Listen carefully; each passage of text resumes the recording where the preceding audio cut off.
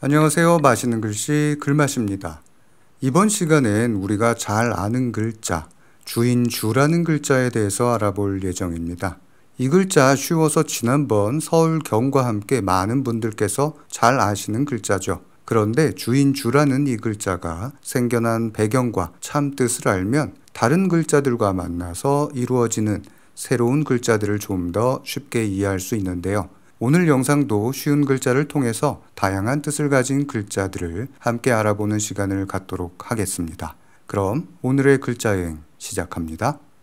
우선 주인주라는 글자를 이렇게 써보겠습니다. 임금이라는 뜻도 있고 주인이라는 뜻도 있죠. 그런데 이 글자는 등잔불, 등잔 위에 불이 타고 있는 모양을 본뜬 상형 문자입니다. 원래는 이렇게 생겼었습니다. 재단처럼 생겼던 이 모양이 점차 변해서 지금의 자형이 된 건데요. 임금 왕도 처음엔 임금을 나타내는 게 아니라 촛대를 나타내는 모양이었죠. 그리고 점이 더해지면서 재단에 놓인 촛불을 상징하게 됩니다. 즉 주인주라는 글자의 본래 의미는 촛불의 심지였습니다. 심지가 굳다라고 하죠. 의지나 뜻이 강하고 흔들림 없이 굳건하다는 뜻입니다. 그래서 심지를 뜻했던 주는 기둥의 뜻이 되고 근본의 뜻이 되면서 주인이라는 의미를 갖게 된 것이랍니다. 심지라는 뜻을 유념하면서 주인주가 들어간 글자들을 좀 더 알아보도록 하겠습니다. 이제 주인주에 사람 인을 붙여보겠습니다. 이런 모양이겠죠.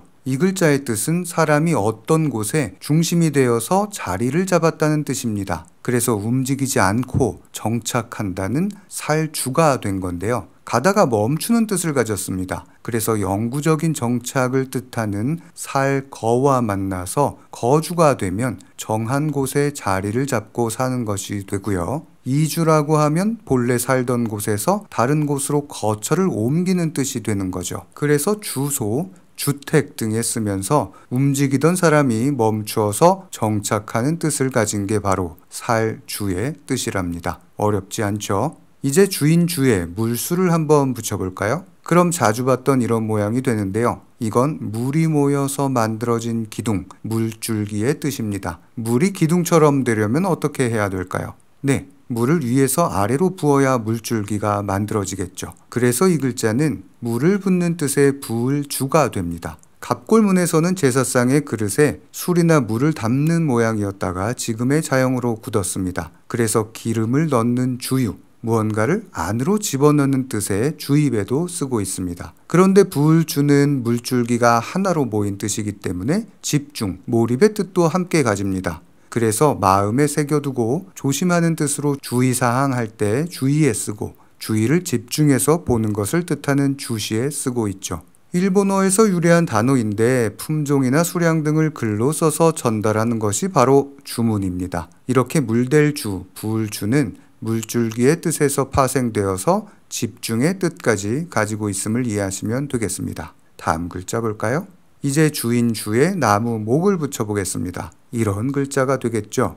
이건 꼿꼿이 서 있는 나무가 되어서 나무의 중심, 기둥이 되는 부분을 말합니다. 그래서 이 글자가 기둥주라는 글자예요. 전깃줄이 칭칭 감겨져 있던 전봇대를 예전엔 전신주라고 했었죠. 여기에 기둥주가 쓰였고요. 또한 사주팔자 할 때 연월 일시 4개의 기둥을 뜻하는 사주에도 기둥주가 쓰였습니다.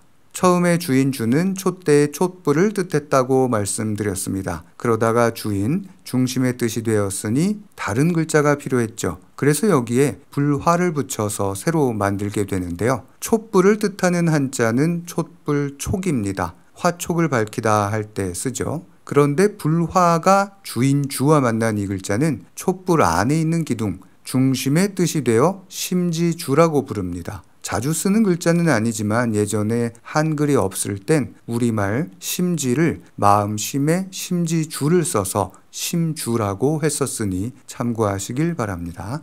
한편 이런 글자도 있습니다. 말마가 주인주 앞에 붙었어요. 이렇게 되면 무슨 뜻일까요? 사람인의 경우엔 멈추어서 정착해 산다는 살주였는데 말마가 붙었습니다. 이건 말이 가다가 멈춘 뜻이 되겠죠? 말을 타고 가다가 잠깐 머무는 뜻으로 머물주라고 합니다. 차를 타고 가다가 잠깐 머무는 곳이 주차장이죠. 여기에 머무를 주가 쓰입니다.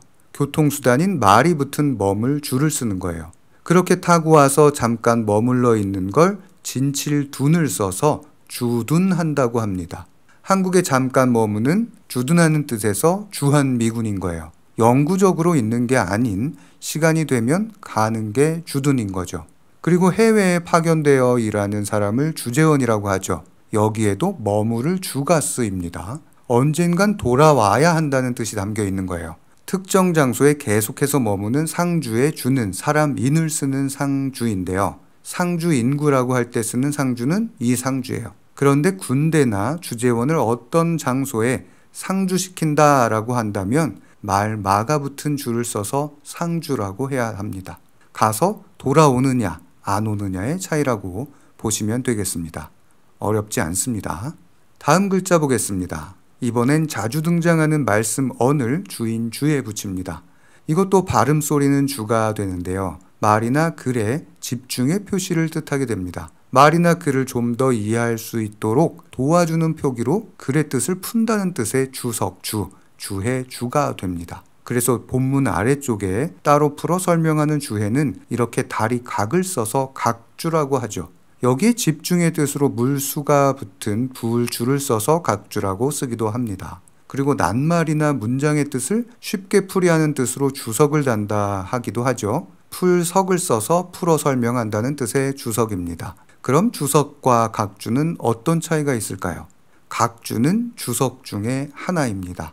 위에 붙은 주석은 머리 둘을 써서 두주라고 하고 밑에 붙는 주석은 다리 각을 써서 각주라고 할 뿐입니다. 이제 마지막으로 한 글자만 더 보고 끝내도록 하겠습니다. 이번엔 사람인인데 두 사람, 두인변을 주인주와 함께 붙여보겠습니다. 두 사람이 정착해 살아가는 뜻이 될 것 같지만 이 글자는 지금까지 설명한 규칙과는 전혀 상관이 없습니다. 갑골문에서는 발 모양 아래에 촛대를 뜻하는 임금 왕 모양이 있는 이런 글자였는데 시간이 지남에 따라 변해서 지금의 자형으로 자리 잡게 되었죠. 발 모양은 간다는 뜻이었고요. 옆에 사거리를 뜻하는 단일행의 앞부분을 따와서 중인변으로 붙였고 이게 갈왕이라는 글자가 된 것이랍니다. 그래서 가고 오고 가는 교제의 뜻으로 왕래에 씁니다. 그리고 한 번 가서 그 자리에서 방향을 틀어서 다시 한 번 가면 여기로 오는 뜻이 되겠죠. 그래서 갔다가 돌아오는 뜻으로 왕복이라고 합니다. 이 글자를 함께 설명드린 이유는 주인 주를 중심, 기둥의 뜻으로 모든 글자를 해석할 수 없다는 걸 보여드리기 위함이고요. 그렇기 때문에 조금 어렵고 그래서 배우고 나면 좀 더 재미있기도 합니다. 오늘은 자매님들과 함께 주인 주를 알아봤습니다. 간단한 글자이긴 하지만 제대로 이해하면 여러 복잡한 글자들도 함께 이해할 수 있다는 점 명심하시고요. 궁금하신 점은 댓글 남겨주세요. 저는 더 좋은 영상 준비해서 다시 찾아뵙겠습니다. 오늘도 봐주셔서 감사합니다. 맛있는 글씨 글맛입니다.